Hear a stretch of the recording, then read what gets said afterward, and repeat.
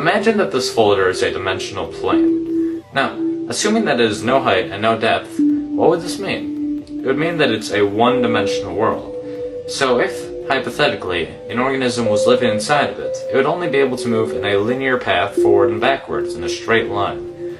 Now, if we go to the second dimension, we have two dimensions. We have width and we have length. So hypothetically, if an organism lived inside of here, then it would be able to move up, down, left, right, and anywhere else in between. And a two-dimensional world is comprised of an infinite series of one-dimensional worlds stacked upon each other. Just as our three-dimensional world, which has depth and length and height, is comprised of an infinite series of two-dimensional worlds. So, now that I have stacked many folders upon each other, we have three dimensions. We have depth, we have length, and we have width. Now what happens if you keep going on from here on out? We would have a four-dimensional world, but what exactly is a fourth dimension?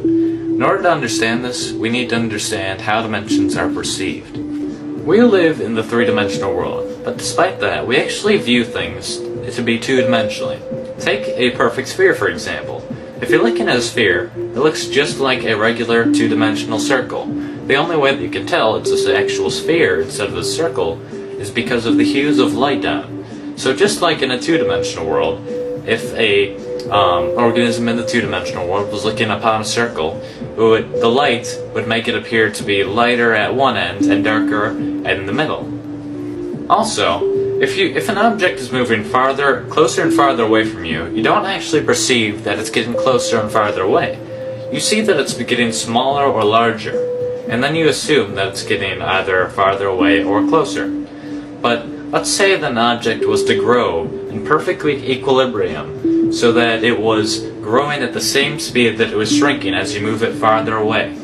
Then you would not be able to tell, without any lights or if there were details on the object, that it's moving or growing at all. You may have assumed that since we perceive things to be in two dimensions, that a two-dimensional organism would see in one dimension. So, as we're watching this rubber band expand as it moves farther away from this little organism in the two-dimensional world, it does not actually perceive anything is happening to it because it's growing at the same speed that it's moving farther away.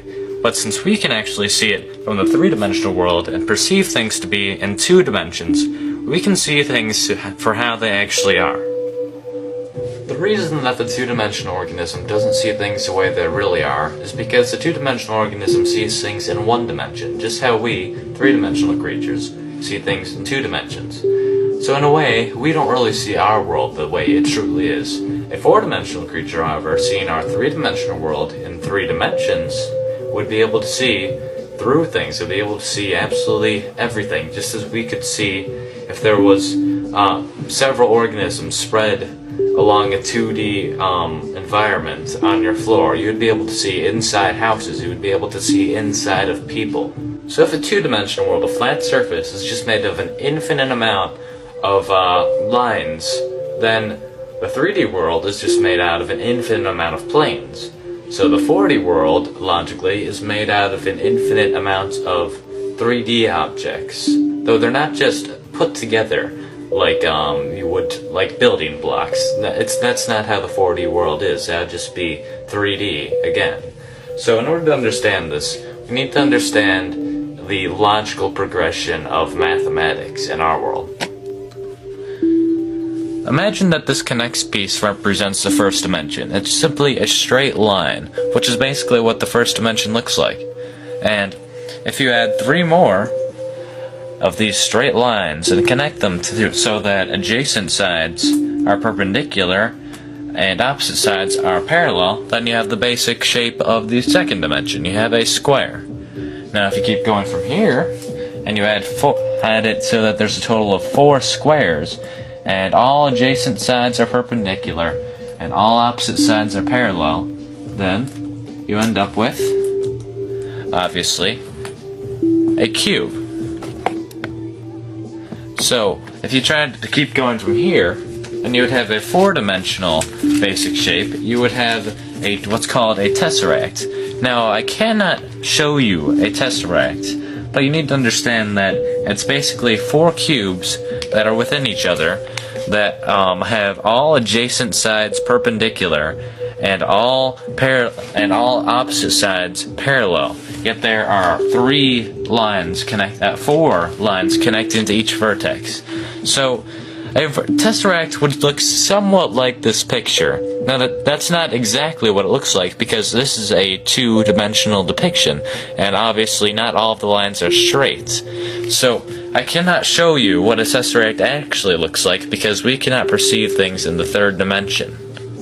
You cannot even imagine what a tesseract looks like. You cannot in your mind picture the 4th dimension or a 4th dimensional shape. And you can keep going on from the 4th dimension even. You can go to the 5th dimension, the 6th dimension, the 71st dimension. It doesn't matter. Theoretically, there are an infinite amount of spatial dimensions. A common misconception of the 4th dimension is that the 4th dimension is time. Now, while some argue that by going forward and backwards in time, if you move forward the same distance and backwards the same, then you would end up in the same place you started, just like in the 4th dimension. And while that may seem logical, if you think about it, it really doesn't make sense. If you imply that the 4th dimension is actually time, well, first of all, time is not spatial. There's a difference between space and time, quite obviously.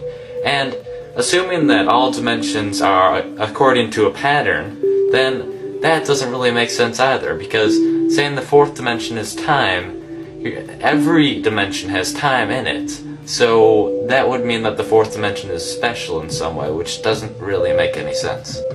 Another reason this doesn't make sense is that we very, very, very slightly travel through time whenever we move due to the distance that light takes to get to our body.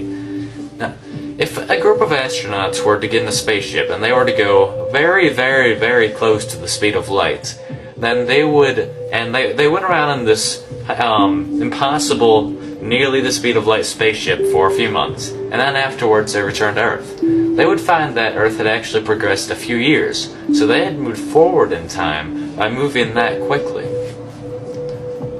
Another interesting concept involving the 4th dimension is that many physicists and even mathematicians may say that the dimensions are very, very slightly curved, because if you really think about it, nothing can be truly, absolutely infinite. So imagine that the 1st dimension, the line, is just very, very slightly curved, so that after a very long time, it will end up creating a circle. So, as suggested by many physicists, if you keep going in the same direction, then you will end up where you started after a very, very long amount of time, obviously. And the same thing would happen to the 2nd dimension. If it's just a square, and then you extend it very, very slightly in a curve, and it will eventually make a sphere, and the same thing happens in our dimension, except it will form a very, very slightly curved 3rd dimension, which will form a 4-dimensional universe, basically. So what this kind of means is that our 3-dimensional world is within a 4-dimensional world, and the 4-dimensional world is within a 5th-dimensional world, and so on. Now, I did say that nothing can be truly infinite, but if this is true, and a dimension is really within another dimension, within another dimension, within another dimension, then I'm implying that there's an infinite amount of dimensions, which is the only problem I really have with this theory. I'm not sure if it ever stops, or if infinity is really even possible. We don't know that. Thanks for watching my video, and I hope this gave you a better idea of what the 4th dimension is.